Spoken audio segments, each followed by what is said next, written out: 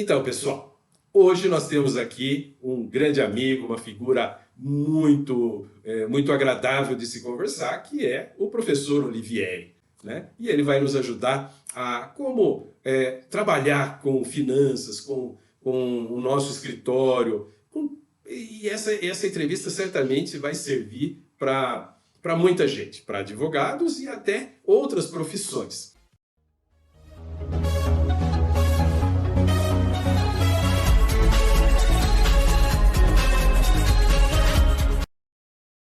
Então, Olivieri, primeiro, antes de mais nada, muito obrigado por você dispor de um tempinho para conversar com a gente. Eu sei que esse período é um período de muito trabalho, mas que bom que você pôde dispensar um minutinho aqui para a gente. Muito obrigado. Deixa eu perguntar uma coisa para você, antes de você começar a falar. É fácil ou não é fácil montar um negócio próprio, Olivieri? Não, não é fácil. E podemos dizer com toda a extensão que merece, não é para amadores. Eu parto do princípio que, a partir do momento que você se predispõe e se propõe a montar um negócio seu, como profissional liberal, autônomo, uma profissão liberal, é necessário que você tenha todas as ferramentas e os números na sua mão para você não cair num fosso profundo que dificilmente você poderá sair dele. Olivieri, puxa vida, isso aconteceu comigo, né, alguns anos atrás. Eu prometi não falar quantos anos, porque senão fica meio chato. Mas aconteceu comigo, sem experiência nenhuma, sem conhecimento nenhum. Larguei meu emprego, peguei meu fundo de garantia e montei o meu escritório. Foi difícil. Como é que é? Quais foram as dificuldades? Quais são as dificuldades normais de quem resolve montar um escritório próprio? Vamos fazer um passo a passo. Eu parto do princípio que a pessoa atualmente possui um emprego, uma renda mensal, todo dia tal, na conta dele, e que ele tem uma serenidade, uma paz no coração, que ele fica sem trabalhar nos feriados, no sábado, no domingo, tem uma vida bem tranquila, com um pouco de dinheiro, mas tranquila. Quando ele, por alguma razão, ele se forma, ele pega, passa na ordem, e o primeiro pensamento que possivelmente ele tem acalentado há muito tempo é falar assim: vou ter o meu escritório, a minha clientela e possivelmente vou ser bem sucedido. Todos pensam nisso. Não existe uma criatura que vai abrir um negócio que não pense em ter sucesso. Eu não acho que ninguém vai abrir um negócio para ir na bancarrota. Claro. Inicialmente, vai ter algumas situações novas para ele, que ele vai ter, de certa forma, uma colocação que ele, quando ele for abrir o escritório dele para ele trabalhar como autônomo, tem uma situação totalmente diferente daquela que ele estava empregado. Primeiro, ele tem que abrir, ele tem que fazer um plano de negócio. E qualquer negócio que você vai fazer, até um carrinho de pipoca, a um escritório de advocacia, sem plano de negócio, a possibilidade de naufragar é de 80%. Vou dar um número só, para que você não acredite somente na minha palavra. Os órgãos de empresas que abrem de pequeno, micro e médio empresários, 80% quebram no terceiro ano. Então, nós partimos do princípio que são pessoas, como foi o seu caso, graças a Deus teve vitória, mas houve casos que não tem. O cara pegou fundo de garantia, pegou dinheiro emprestado com o sogro, com o irmão, com o amigo, e abriu o negócio dele. Então, ele achou que assim que ele abrisse as portas, haveria uma fila na porta do escritório dele, com senha, para serem atendidos. Mas a realidade nem sempre é desta forma. E como vou tratar principalmente, especificamente, os meus amigos advogados. você vai abrir um escritório, se você estiver sozinho no escritório, todas as despesas serão bancadas por você. Então, você tem lá um negócio chamado estrutura de funcionamento. Você tem a locação, a água, a energia e, possivelmente, uma secretária para os serviços básicos que vão ter lá. Então, essas despesas fixas, você tendo dinheiro ou não tendo entrando dinheiro naquele mês no escritório, você já vai ter que bancá-las. Possivelmente, sem entrar em mais detalhes, nos primeiros 6 meses, isso vale para o escritório de advogado, para consultório de dentista, de médico, etc. Então, nos primeiros 6 meses, não vão ter um fluxo enorme de receitas no escritório. E mesmo após os 6 meses, nos primeiros processos que entraram, quando ele começar a ter processos no escritório, também, a gente tem que falar a realidade, ele não vai ver chover dinheiro pela janela dos processos que estão em andamento. Ele pode ter 5, 10, 15 processos andando, das mais variadas matrizes. Cobrança, divórcio, pendengas, mais. Então, quem atuar na área civil é mais dor de cabeça, quem atuar na área criminal vai ter também as pendengas dele para resolver, mas todos isso aí, inicialmente, não vai entrar dinheiro. Então, ele tem um pequeno valor que entra para ele iniciar o trabalho. Muitos processos podem demorar 2 anos, 3 anos, até ter, quando tem uma sentença judicial transitada em julgado, que ele possa usufruir do honorário que foi tratado entre as partes. Até lá, muitos escritórios, falando alguns, que têm um pouquinho mais de know-how, eles possuem contratos com empresas pequena, média, grande, de prestação de serviços. E ele trabalhando ou não para a empresa, ele recebe um honorário mensal que ele daí suporta o escritório, não importa que tamanho seja. Então, eu creio que ele deveria, no plano de negócio dele, estabelecer, inicialmente, contratos mensais com 1, 2 ou 3 ou 4 empresas, até o tamanho, depende do tamanho dela, o mínimo que entra na empresa grande é um numerário que ele vai suportar para a despesa do escritório e também para a vivência dele, porque quando ele deixou de receber aquele salário quando era empregado, ele tem despesas que ele, além da profissão dele, ele é um marido, ele é um pai. Então, ele também tem que levar uma renda para a casa dele. Então, eu parto do princípio que, primeiro, plano de negócio, estabelecendo quais serão os gastos fixos mensais, e ele já fazer um terreno, um planejamento de médio prazo, que possivelmente ele não tenha numerário suficiente nos primeiros 6 meses, e depois dos 6 meses é que possivelmente ele vai ter mais contratos com empresas, com pessoas, etc., que ele tenha um rendimento. Essa é a grande cartada para a pessoa não cair no cavalo. É engraçado, né? Você tá descrevendo uma situação que eu vivi. Realmente é bem interessante e é difícil, né? Mas tem uma saída, tem saída sim. Eu sou prova viva de que tem saída. Tem saída sim, porque eu tive que mostrar de uma forma crua como é o início de todo e qualquer negócio. Ninguém que inicia um negócio já inicia no topo com vários clientes, etc. Mas a saída, lógico que existe e tem, principalmente para os profissionais do direito, que tem várias áreas de atuação. Não tem só um segmento. Ele vê aquela área que mais que ele tem maior pendor, E investir nela é onde ele vai, certamente, ter sucesso.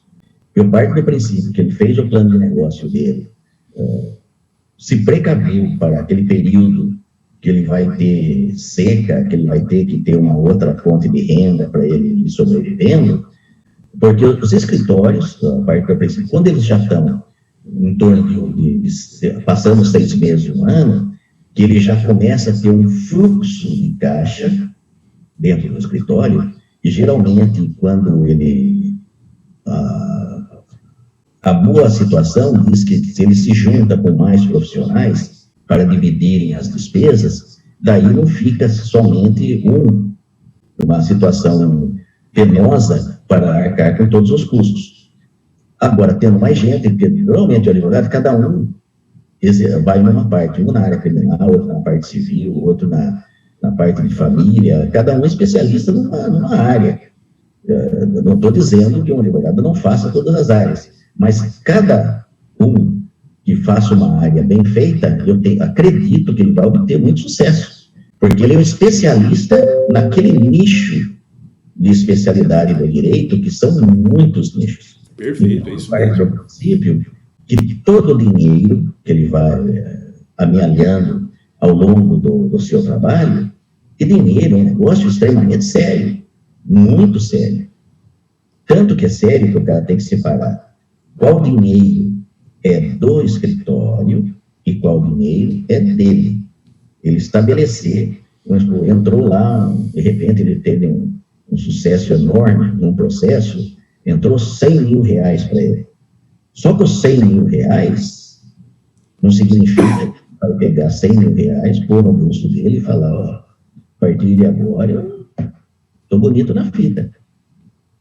Ele tem que executar, de certa forma, ele deixar guardado uma boa parte desse dinheiro, como a cigarra, porque ela tem que pensar que existe inverno no mundo profissional dos profissionais liberais.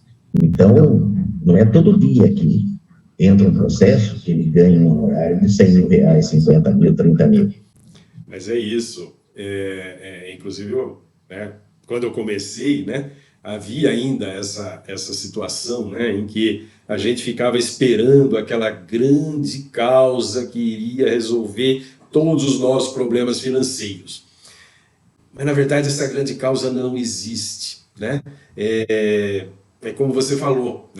Eu recebi, no início, um conselho assim, que não tem preço. Esse conselho não tem preço, de um advogado antigo, e ele falava para mim isso, exatamente o que você falou. Ele falava, faça uma carteirinha. Essa carteirinha, qual que é o sentido da carteirinha, Passe a ter um fluxo constante de dinheiro que entra no escritório, pelo menos que dê para pagar as suas despesas ordinárias. E ele me deu esse conselho, há muito tempo atrás. Nossa, que Deus o tenha, porque ele realmente me deu assim, me acendeu uma luz muito grande nesse sentido. Mas tem um negócio.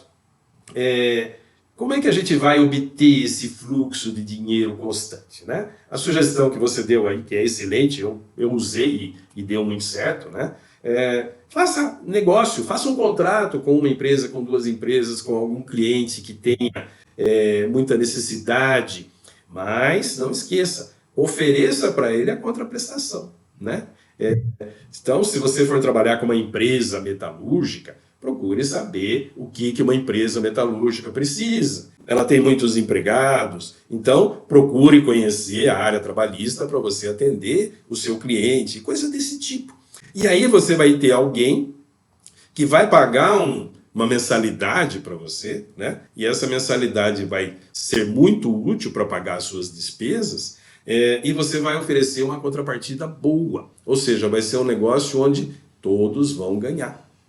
Isso é importante mesmo. Essa sugestão que você deu, eu tive esse conselho há algum tempo atrás, eu prometi falar não quanto tempo. Porque se eu falar, o pessoal vai acreditar. O pessoal vai falar, pô, esse cara tá vivo ainda? É por isso que eu falei, eu não vou falar. Qualquer dia, quem sabe, eu falo. Mas, por conta disso, né, esses bons conselhos, e é isso que você está fazendo aqui para nós, Olivieri, porque nem todo mundo, às vezes, vai ter, né, a oportunidade de conhecer alguém mais velho e que vai dar um conselho para ele, né? E agora nós temos a tecnologia. Tá aí, né? Tá aí o Olivieri, professor, que conhece muito de administração, que sabe muito disso, dando esse conselho para nós. Quer coisa melhor do que isso? Ô, Olivieri, que maravilha! Vamos continuar com esse papo aí que tá bom, né? Exatamente. Como o velho amigo, advogado, aconselhou, deu uma dica para o advogado novo, na realidade, ele foi ele indicou um caminho real. Ele já tinha experiência lá nos tempos idos dele, que ele deve ter passado um perrengue também, e ele simplesmente dando essa dica que ele não queria que você sofresse, que possivelmente poderia existir se não tivesse isso aí. Mas eu parto do princípio que, como advogado é uma profissão que tem todos os nuances para trabalhar em todos os ramos, como ele vai prestar serviço, de certa forma, o advogado tem que ser até multifacetado, porque ele vai trabalhar, tem um exemplo dado pelo amigo Ribeiro, que ele falou que vai numa metalúrgica. Ele não tem casos só trabalhistas, ele vai ter causas civis, também a enfrentar com clientes, com fornecedores, e outras demandas mais que a empresa possa ter. Então, quando ele for estabelecer um contrato com a empresa, ele tem que estar ciente que ele não está sendo contratado para atuar somente num segmento. Então, por isso que ele tem que, de certa forma, obter novas competências, novas habilidades e também rever mais alguns quesitos para que ele possa oferecer um trabalho, um serviço de primeira linha, porque esse cliente dele, essa empresa, vai indicar outra, essa outra vai indicar outra, que vai indicar outra, que posteriormente todos os clientes fixos que você tiver no seu escritório serão objeto de indicações de clientes seus que você não vai colocar um comercial no jornal, na TV, olha, eu sou um advogado maravilhoso, eu sei tudo, eu faço tudo, vejo tudo, tenho uma bola de cristal no meu escritório que eu resolvo tudo. Não funciona assim, né? As profissões liberais, existe até um código de ética no que diz respeito a propaganda. A propaganda, marketing, nos seus meios. Para quem não sabia, o professor Ribeiro pode descrever em alguma outra situação que ele é um excelente professor de ética, ele sabe que os profissionais estão dentro dessa situação de ética no que diz respeito à comercial da profissão. Isso. Mas a grande causa, talvez, ela nunca chegue. Ela é, assim, podemos dizer, ela é um benchmarking, ou seja, é uma visão que eu tenho do melhor para perseguir ele. Mas, talvez, se ela não chegar, eu tenho que tocar minha vida profissional com as situações menos glamurosas. Tem uma história, que essa história é minha, né? Eu falei de metalúrgico. Justamente aconteceu isso comigo. Eu tinha um cliente, há muitos anos atrás, que tinha uma empresa de estamparia e ferramentaria. Puxa vida, a gente vê esses nomes aí escritos nas paredes e tudo mais, muita gente não sabe o que é. E eu confesso que eu também não sabia bem o que era isso daí. Até que um dia ele teve um problema, essa empresa teve um problema com uma outra empresa onde ela fornecia, né, equipamentos não, ou fornecia peças. E esse problema gerou prejuízo para o meu cliente. Então, vamos lá, pleitear os direitos do meu cliente. Só que para isso, eu tinha que saber exatamente o que era ferramentaria e estamparia. E agora, né, o que eu faço? Eu não pensei duas vezes. Pedi licença para o cliente, vesti uma roupa adequada para entrar na fábrica e fui aprender com os funcionários da empresa o que era ferramentaria e estamparia. Saí de lá com conhecimento suficiente para escrever uma petição boa para o juiz, explicando isso. o juiz determinou uma perícia, o perito falou comigo depois, falou, nossa, está muito bem explicado, é exatamente isso que acontece. E no fim, valeu eu ter passado lá alguns dias conhecendo o trabalho do cliente. E olha, eu recomendo isso para todo mundo. Conhecer bem o que seu cliente faz, né? Isso é extremamente importante também. E aí, Oliveira? Pegando essa mesma gancho que você deixou, conhecer o seu cliente é a forma e a situação melhor de você poder atender ele. Você tem que, primeiro, a empresa dele, o que fabrica, de quem ela compra, para quem ele vende, os funcionários deles, que tipo de contrato eles têm, quais são os possíveis situações que podem colocar a empresa em risco com relação à legislação, fiscalização e quais são os requisitos que ele tem que atender para permanecer no mercado. Você conhecendo todos esses requisitos do seu cliente, você poderá prestar um serviço melhor para ele e antecipar situações que ele não deva entrar. Porque você está sendo contratado para ser um consultor dele. Você tem que antecipar os problemas para que depois não tenha dificuldade de ter que defender, muitas vezes, o indefensável em esferas e possivelmente você pode não obter vitórias.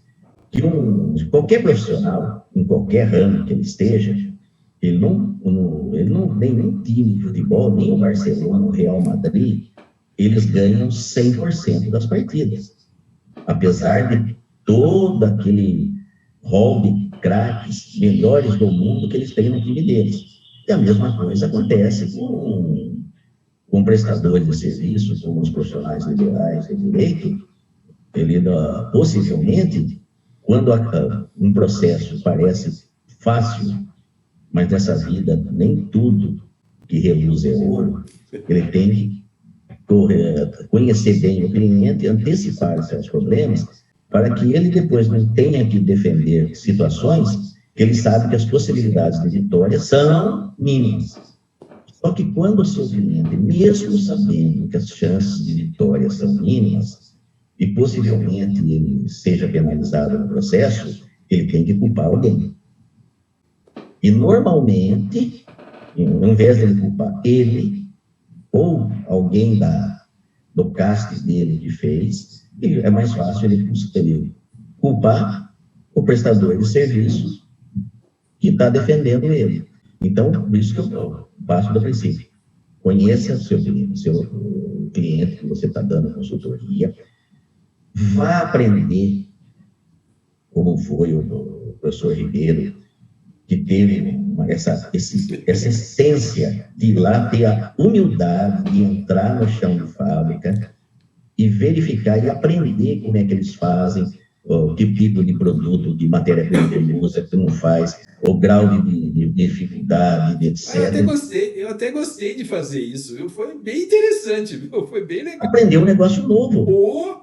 Nós vivemos aprendendo. Então, isso, primeiro, prepare-se. Não existe nada, uma facilidade imensa. O maior rol de clientes que você vai alinhando, você tem que ter a quantidade de clientes que você consegue atender e servi-los da melhor forma possível. Porque isso vai tornar você um profissional requisitado, porque você dá para ele, em forma de trabalho, de serviço, vitórias e facilita a vida dele em todos os requisitos. Mas para isso, muitas vezes, você tem que ter a humildade de ir aprender. Ou seja, fazer novamente. Então, com isso, meus queridos, todos, em qualquer profissão, nós temos que ter um resquício de humildade, de aprender como atua o seu cliente. Nós vamos ter também, Ana, eu acho que tem que ter bastante psicologia e até uma para tratar com pessoas. Primeiro, Como você vai se relacionar com pessoas, nem sempre você vai encontrar pessoas finíssimas, que falam baixo, que tenham serenidade, que tenham paz no coração, que recebam você bem. Isso vai ser, vamos dizer assim, uma porcentagem pequena. Que aquele grande parte de empresários, por diversas razões, por formação, por cultura, etc., eles têm, primeiro, que é tudo na hora. 2, eles falam alto e, normalmente, a tendência é rosnar para quem está próximo dele, mesmo que você esteja ocupado disso. Só que vocês têm que se preparar para estar na presença dessa pessoa com a maior serenidade possível, porque ele é o seu cliente, e o cliente é a razão de viver do seu escritório. Não importa se ele é bonito, se ele é feio, se ele é ruim, se ele é cor-de-rosa, se ele é amarelo, isso aí é o que menos importa. Lá, ele é um cliente que põe um numerário, coloca um numerário dentro do seu negócio. Todos são fáceis? Não. Tem uns 10, 15%, meu querido, que às vezes você vai pensar em dias de largar a profissão. Alguns só te falam assim, o que eu estou fazendo aqui? Mas esses 10% vão existir em qualquer profissão, independente de qual que ela seja. É isso aí. Porque tem um negócio, muita gente fala, às vezes até eu mesmo falo, olha, na faculdade de administração de empresas, eles que estudam administração de empresas, eles têm lá um ou mais semestres onde eles aprendem direito. E muita gente fala, né? E por que na faculdade de direito não tem essa matéria de administração de empresas? Muita gente pode pensar, é uma falha do curso de direito, onde já se viu e tal. Não, não é bem isso. É porque nem todos os que cursam direito vão seguir uma carreira autônoma. Alguns vão obter um emprego num escritório já montado, alguns vão fazer concursos, alguns vão trabalhar com familiares ou alguma coisa assim, de modo que essa matéria de administração não teria, talvez, a mesma necessidade, né, para todos os alunos. É por isso, né? A gente acaba aprendendo meio que na raça, meio que se molhando para saber o que é a chuva. Olivieri, a gente começa o escritório com competência e um pouco de sorte, claro, a sorte sempre tem que valer também, a gente vai fazendo o nosso escritório andar, prosperar, passa-se o tempo e tal, a gente começa a ter uma renda. O que fazer? E aí, o que fazer com isso? Ótima colocação, professor Ribeiro. Primeiro, novamente vou citar e vou bater na tecla assim, sempre. Todos devem ter essa visão muito clara do universo. Dinheiro é coisa muito séria. Então, não importa que no curso de direito não tenha matérias específicas de gestão, etc., etc., porque é subjetivo. No caso de uma profissão com uma similaridade imensa que o advogado pode exercer. Ele vai trabalhar no serviço público, ele vai trabalhar em estatais, em economia mista, ele vai entrar em escritórios que já têm uma estrutura muito bem já alicerçada, e posteriormente, quando ele for abrir o escritório dele, é só tomar os devidos cuidados, encaminhar o plano de negócio dele para ter clientes mensais, para que ele possa sobreviver e tocar a vida dele.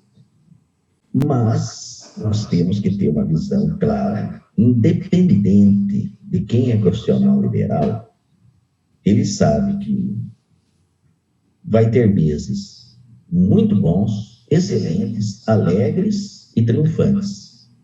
E vai ter meses que vai ser um deserto do Saara, no escritório em termos de entrada de dinheiro, mas mesmo assim ele vai ter despesas. Como na vida pessoal, nós temos que ter uma visão bem clara. do fluxo de caixa, de recebimento nossos e despesas. Então, praticamente, despesas de sobrevivência lá na nossa casa equivale a aproximadamente quase 50% dos nossos ganhos gerais. Supermercado, gasolina, água, luz, telefone, vai 50%. Posteriormente, todos os grandes mestres da economia, da contabilidade e até filósofos, eles dizem com bastante clarividência que 90% de tudo que você ganha é seu. Você faz o que você quiser. E 10% ele tem que fazer como a formiguinha do conto da cigarra da formiga, que sempre haverá um inverno. Esse 10% dos ganhos que ele vai guardar, um investimento de letra do Tesouro Nacional, porque a poupança está dando negativo, então coloca lá na LTN. Então, isso aí vai ser o dinheiro que ele vai lançar mãos no dia que o deserto do Ceará se apresentar. Todos devem ter essa visão do universo, do seu dinheiro, todo profissional liberal, pode ser médico, dentista, advogado, contador, corretor, não importa ele, a situação é a mesma. Então, ele tem que, 90% do ganho é dele, 10% ele tem que guardar para os dias de inverno. Então, todos devem ter, desde o início da sua carreira, essa visão do universo. E você se preparar, como dizia o nosso grande Sun Tzu na arte da guerra, você ganha uma batalha, muitas vezes, sem precisar lutar. Então, os ensinamentos lá de Sun Tzu, que já datam de 2.500 anos, já ensinavam isso. E você tem que guardar uma força do seu exército para algum dissabor que você não tinha planejado. Então, a força do nosso exército de profissional liberal é guardar os 10% dos nossos ganhos, põe lá na caixinha da formiguinha, guardar bem lá, porque um dia qualquer, a gente fala que fluxo de caixa, a gente fala, em contabilidade a gente chama de barriga de caixa. Barriga de caixa. Você tem duplicata para pagar e não tem dinheiro na caixa. E a mesma coisa acontece quem é profissional liberal. O dinheiro vai entrar, mas no dia 30, mas a duplicata está vencendo no dia 10. Então, você vai lançar mão desse dinheiro da formiguinha para pagar a duplicata, o salário do seu funcionário, alguma coisa desse tipo, e posteriormente, quando entra o numerário vazio, você repõe ele e acabou. Então, isso vale tanto para a sua vida profissional como a vida pessoal. Se você tendo uma reserva de todos os seus ganhos, tanto de 10%, e o seguinte, você não vai morrer se guardar 10%. Quem falar que não pode guardar 10% é conversa para o boitatá. Porque nós sabemos que, de certa forma, muitas vezes, a gente fala assim, é fazer escolhas, né? Nossa vida é que nem aquela forma, que é destino, né?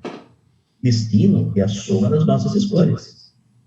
Então, na realidade, quando a gente tem que fazer essa visão do universo bem clara, nós temos que ter essa reserva que nós vamos fazer é para que possamos utilizar dela em períodos que nós vamos precisar realmente dessa reserva. O profissional liberal tem que ter isso na cabeça sempre.